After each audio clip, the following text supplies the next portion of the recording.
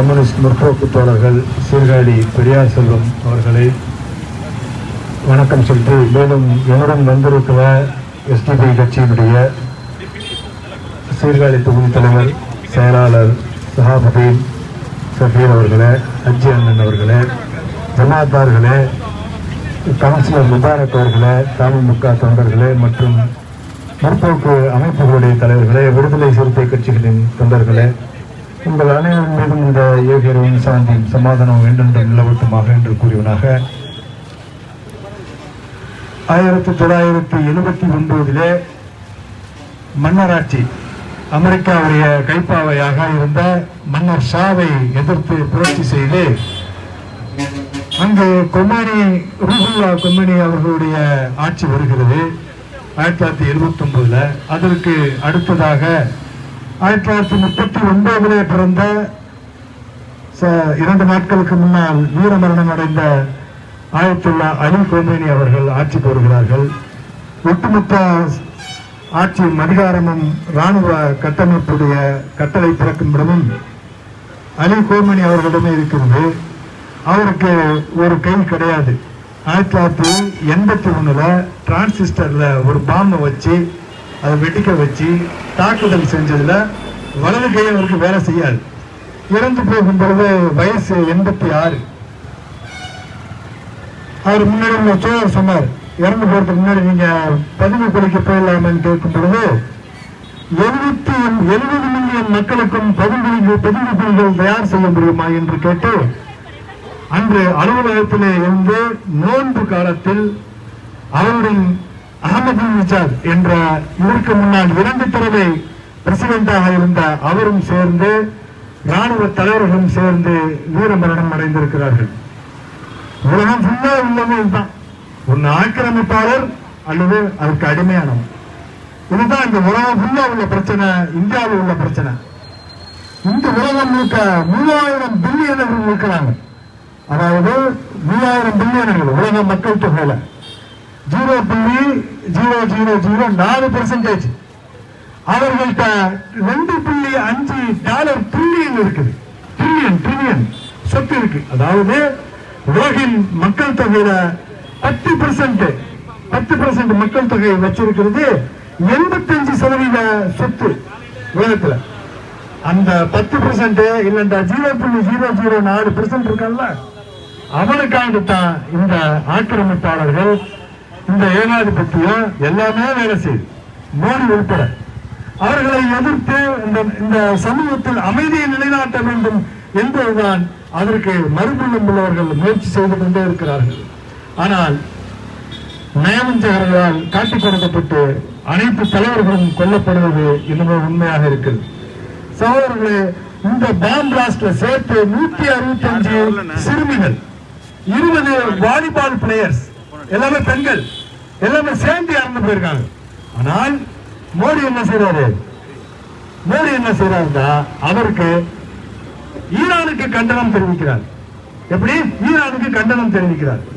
Iran சொன்னுச்சு, இந்திய சுதந்திரம், அதாவது 2013-14 ஈரான் உலகத்திலேயே ஒரு பேரல் எண்ணெயை 35,325 ரூபாய்க்கு கொடுத்துச்சு. யாருக்கு?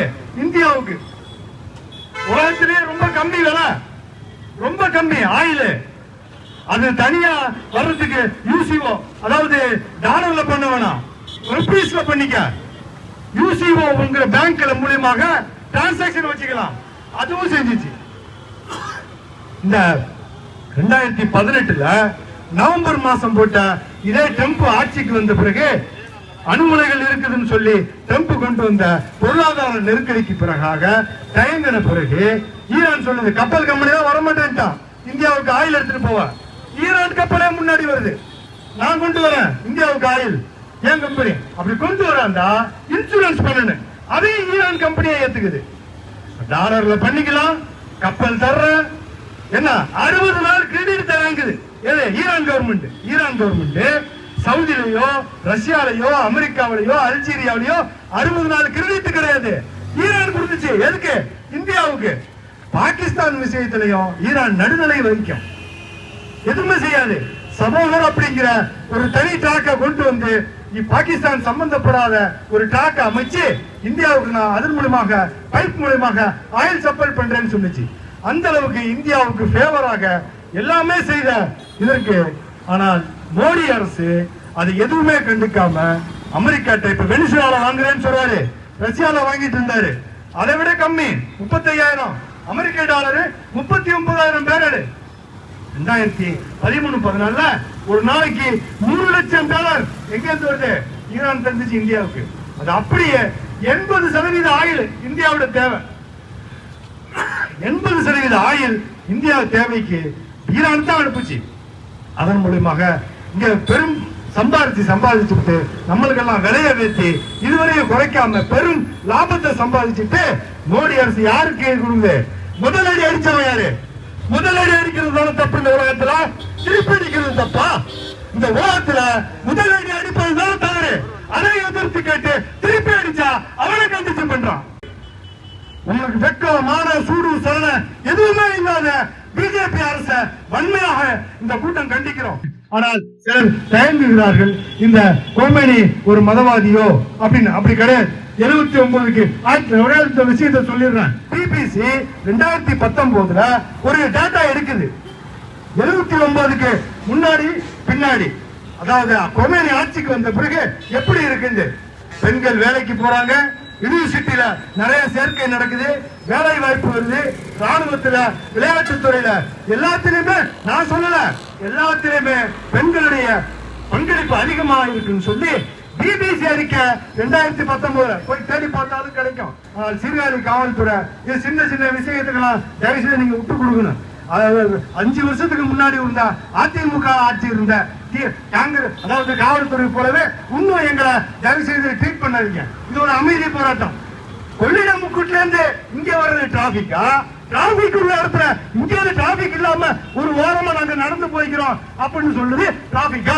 அதனால சீர்காழி காவல்துறை கொஞ்சம் பாத்துக்கிறீங்க. அடுத்த 5 ஆண்டுகளும் திமுக ஆட்சி தான் அமைய போகுது. அந்த முற்போக்கு கூட்டணிகளை இருக்குது திமுகவும் என்று கூறி எனது வாய்ப்புக்கு நன்றி சொல்லி முடித்துக் கொள்கிறேன். நன்றி.